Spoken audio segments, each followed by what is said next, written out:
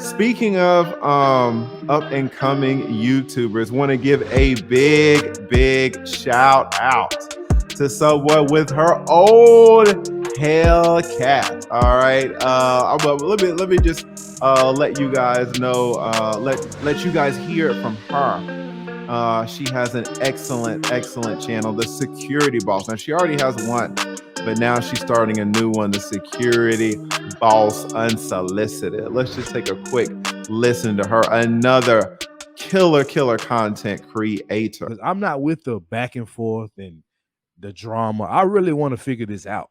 Like, that's the thing. Right. I want to figure this out. And I don't think enough people in these spaces, men or women, really want to figure it out. It's about $1. I don't get that vibe from you. Like, you're asking intent questions. Oh You're yeah, like no, you're looking into what I do. So yeah.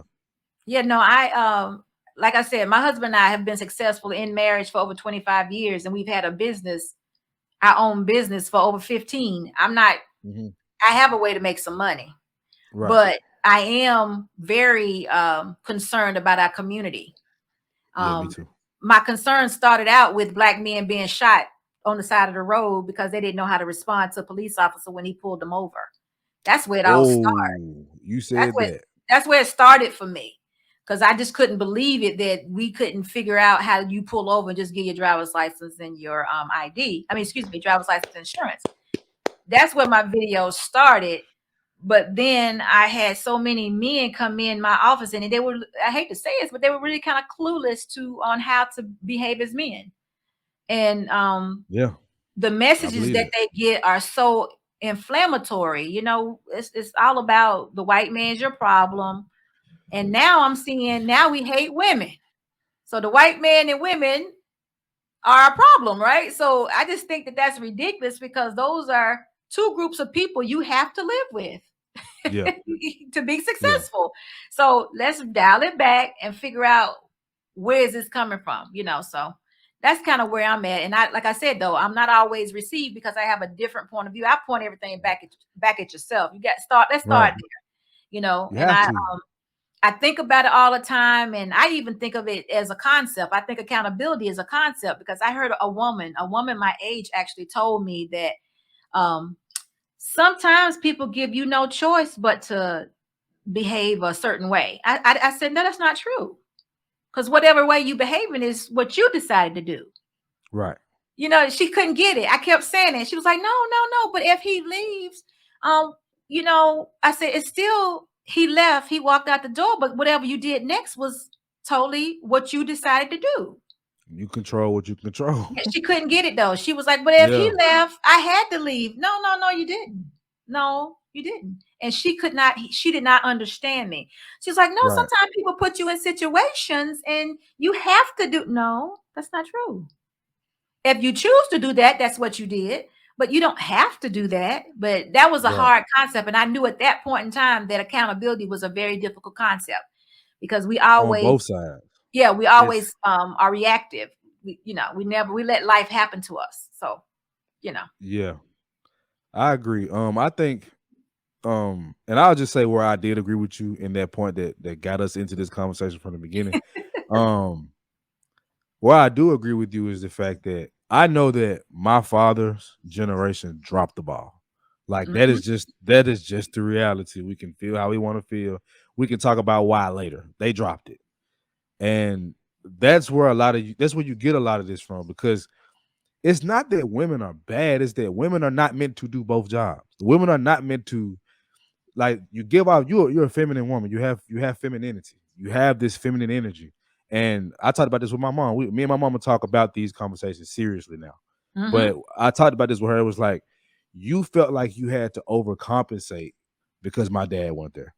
So, but in turn, you made me the man of the house before I knew how to use the bathroom right. You Right. made me the man of the house, and I learned something from that, but I also was robbed of somewhat of a childhood. Now, I'm not gonna sit here and cry about that because I can't get it back.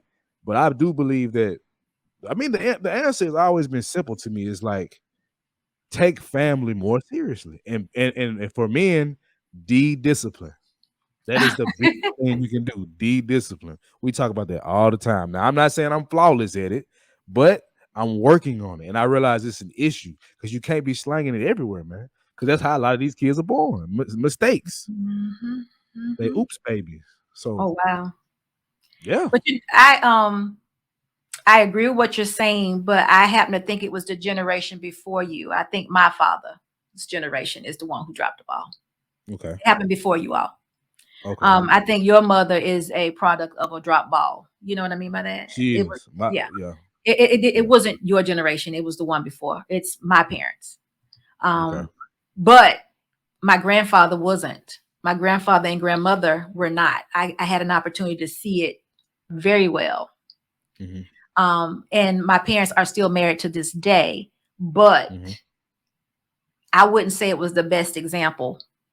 But they're not perfect, but they still Right. did what they were supposed to do.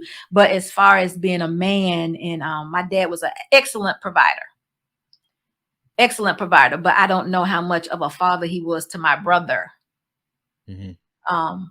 Because it was 3 girls and 1 boy.